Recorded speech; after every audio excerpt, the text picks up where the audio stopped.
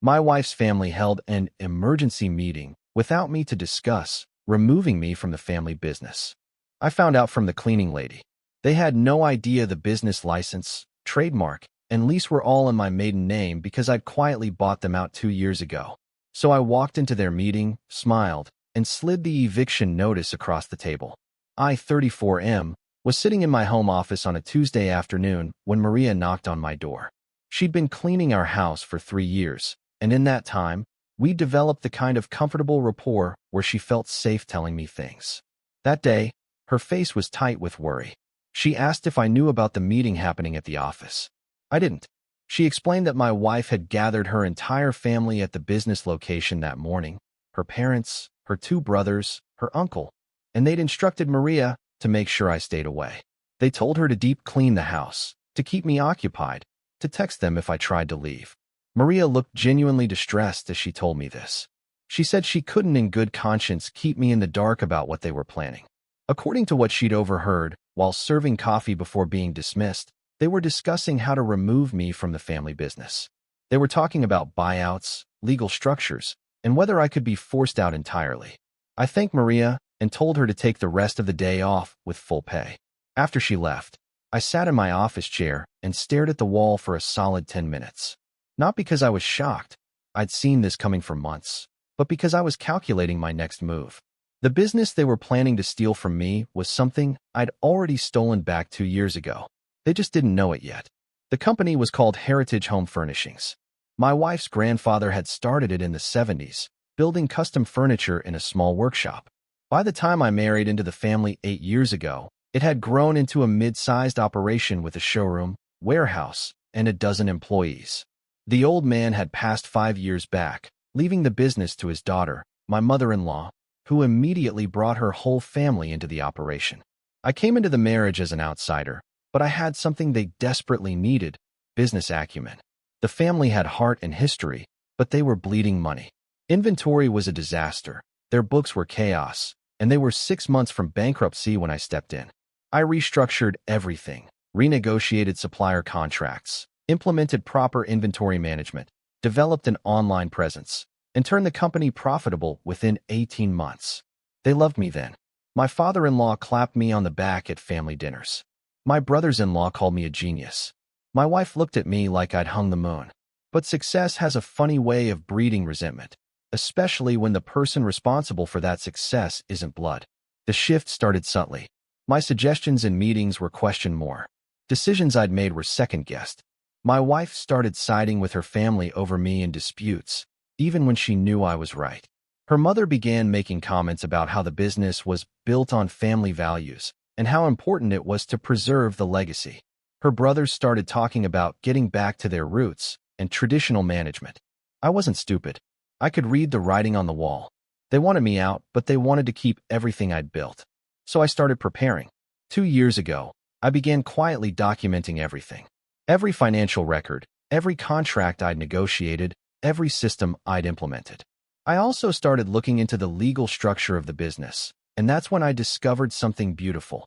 The original business license, the trademark for Heritage Home Furnishings, and the lease on our primary location were all registered under my mother-in-law's maiden name, Richardson. When she'd married, she'd taken her husband's surname, but she'd never bothered updating the business documents. It was sloppy, but it was also an opportunity.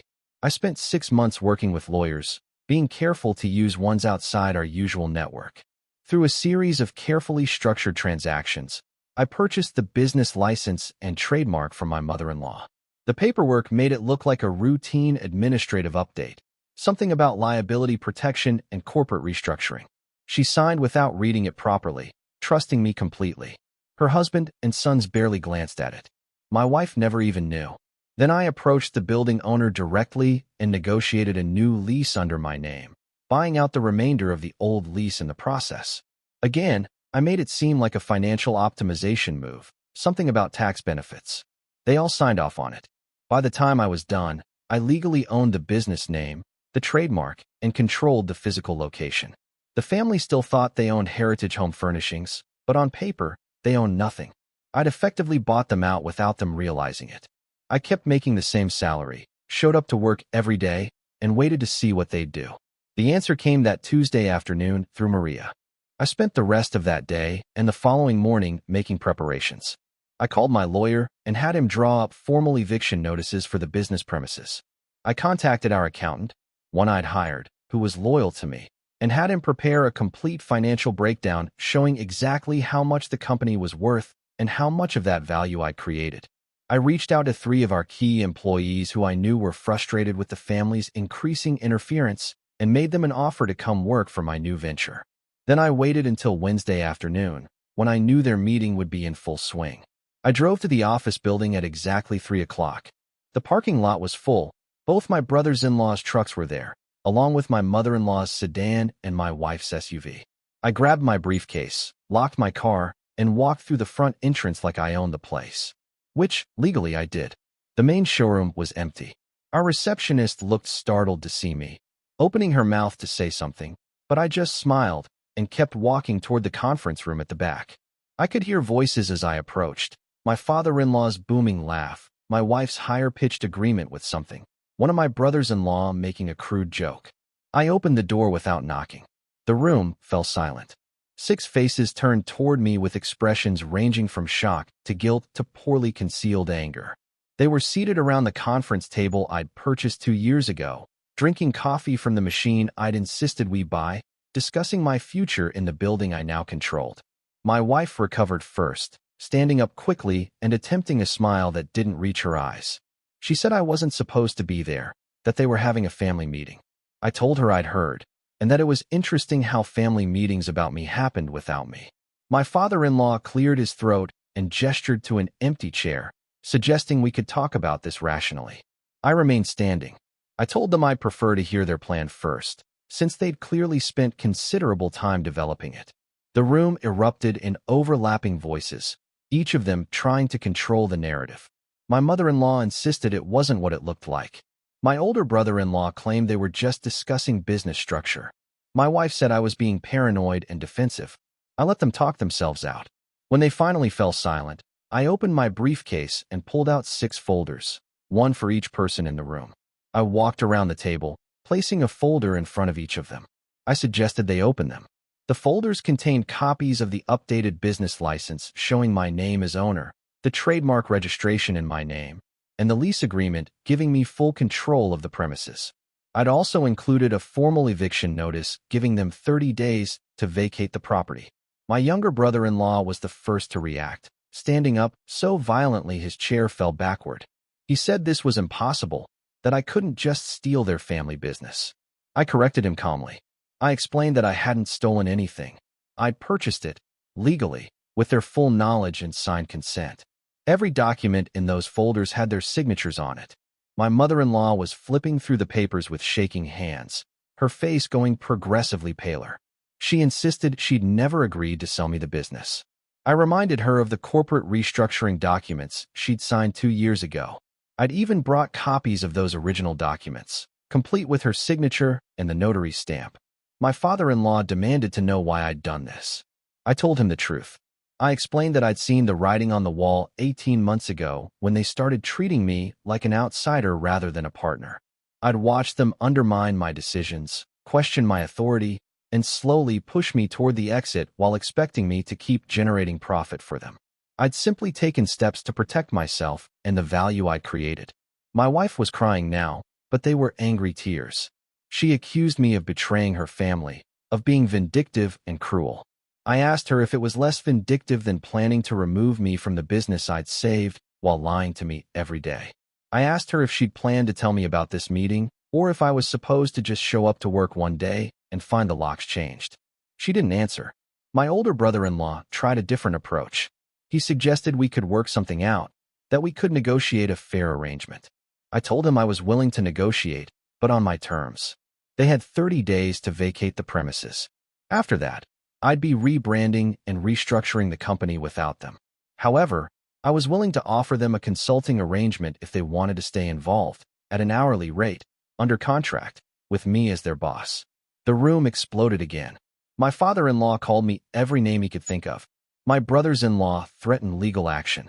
My mother-in-law just kept shaking her head and repeating that this couldn't be happening. My wife stormed out of the room entirely. I let them vent. When they'd exhausted themselves, I spoke once more. I told them they had a choice. They could accept reality and work with me to transition the business smoothly, potentially maintaining some role in what I built. Or they could fight me, waste money on lawyers who would tell them exactly what mine had already confirmed, that every transaction was legal and binding, and end up with nothing. I gave them 48 hours to decide. Then I left the conference room, walked past our shocked receptionist, and drove home. My wife didn't come home that night. She stayed with her parents. That was fine. It gave me time to think and to make more preparations. Update 1. The 48 hours came and went.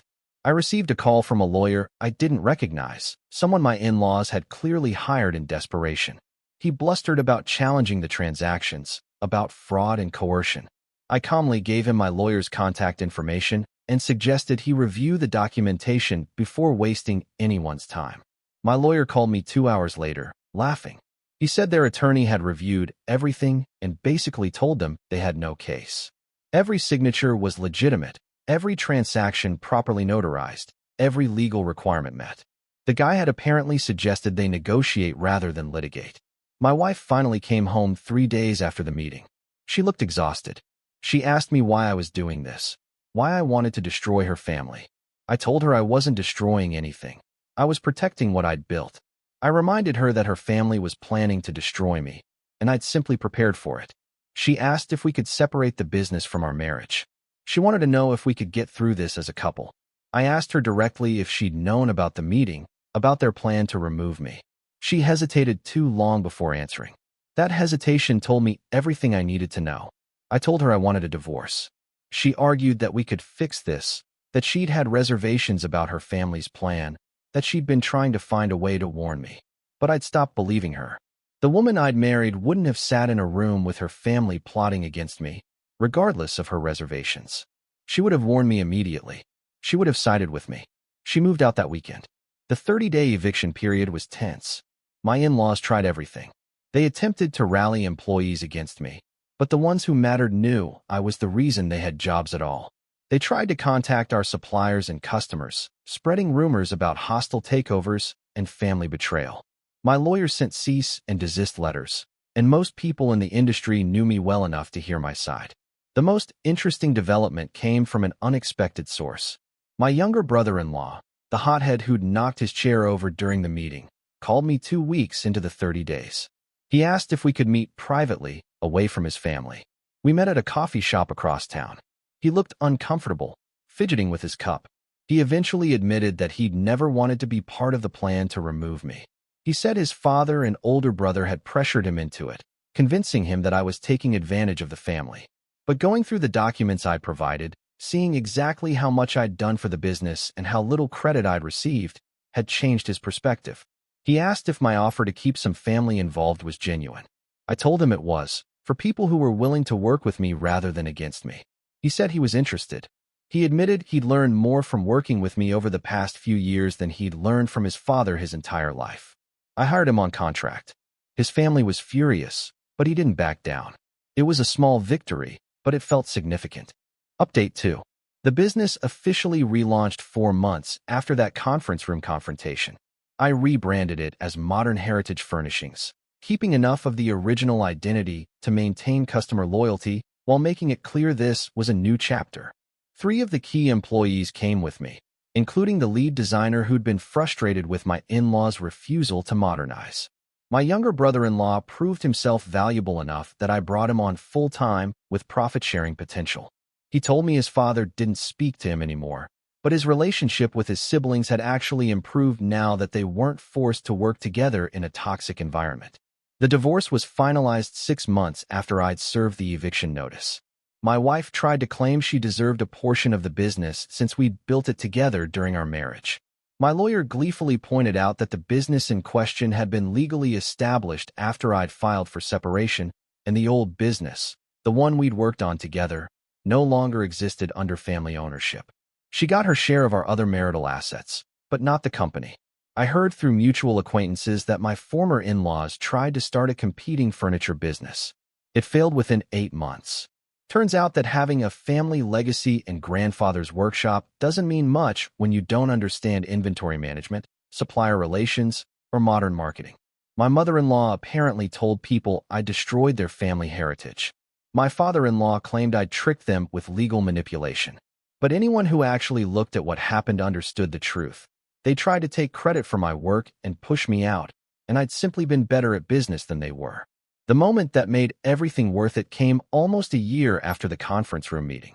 I was at an industry trade show when I ran into my ex-wife. She was there with someone new, and she looked happy enough. We exchanged awkward pleasantries, and then she said something that surprised me. She told me she understood now why I'd done what I did. She said her family had spent the past year blaming me for everything, refusing to acknowledge their own role in what happened.